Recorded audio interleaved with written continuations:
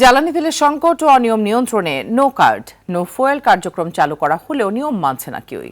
পাম্পের জ্বালানি তেলের জন্য ভিড় করলেও কার্ড প্রদর্শন করছে না গ্রাহকেরা। এমনকি তেল পাম্প কর্তৃপক্ষ ও পুলিশ সদস্যরাও কার্ড দেখছেন না। এতে ক্ষোভ প্রকাশ করেছেন ফুয়েল কার্ডধারী চালকরা। এদিকে ফুয়েল কার্ড বাদে তেল বিক্রি করায় চুয়াডাঙ্গার এক ফিলিং স্টেশনকে 10,000 টাকা জরিমানা করেছে ভ্রাম্যমাণ আদালত। টাঙ্গাইলের ভূঁয়াপুরে তেল মজুদ ও অতিরিক্ত দামে বিক্রি করায় 3 ব্যবসায়ীকে 1,25,000 টাকা জরিমানা করা হয়েছে।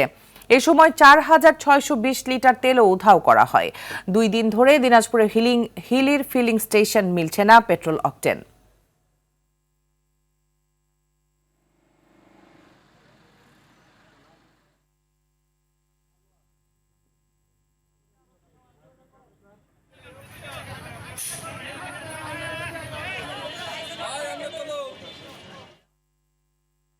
এ বিষয়ে আরো জানাতে মেহেরপুর থেকে সরাসরি যুক্ত হচ্ছেন আরেক সহকর্মী মাজেদুল হক মানিক।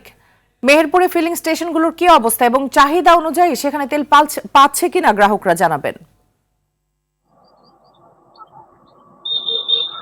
জি, আমাদের এই মুহূর্তে আমরা যে তেল পাম্পটিতে দাঁড়িয়ে আছি, এখানে কিন্তু প্রতিদিন প্রচন্ড ভিড় থাকে। আজকে কিন্তু ফাঁকা, অর্থাৎ কাল বিকাল থেকে বেশিরভাগ পাম্পে কিন্তু তেল বিক্রি শেষ হয়ে গেছে, যার কারণে পাম্পগুলো একেবারেই ক্রেতা শূন্য অবস্থায় পড়ে আছে। এই অবস্থায় কৃষকরা বিভিন্ন জায়গায় তাদের কন্টেনার নিয়ে তারা তেল নেওয়ার জন্য চেষ্টা করছেন, কিন্তু খোলা বাজারে যেহেতু তেল বিক্রি নিষিদ্ধ, আর সেহেতু কৃষকরা কোথাও তেল পাচ্ছে না। আমরা একটু আগে মাঠ দিয়ে আসছিলাম, সেখানে দেখেছি যে গম হারভেস্ট হচ্ছে, ভুট্টা ক্ষেতের সেচ, বোরো ধানের সেচ এবং পাট আবাদের জন্য যে সেচের প্রয়োজন, সেখানে কিন্তু ডিজেল অভাবে কৃষকরা কাঙ্ক্ষিত পরিমাণ সেচ দিতে পারছেন না এবং তারা কিন্তু ফসলের একটা ফলন বিপর্যয়ের আশঙ্কা করছেন। চাষিরা আমাদেরকে জানিয়েছেন যে আসলে দাম সমস্যা নয়, দাম যদি একটু বেশি হয় তা সেক্ষেত্রেও তাদের কোনো আপত্তি নেই, কিন্তু তারা যেন সময় মতো ডিজেল পায়। কারণ কৃষি প্রধান মেহেরপুর জেলার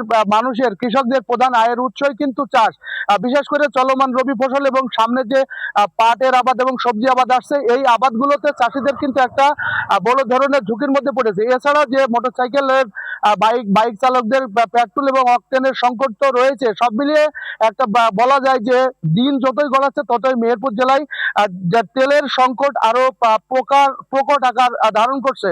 এই ছিল আমার কাছে তেল নিয়ে সর্বশেষ খবর। মিতু।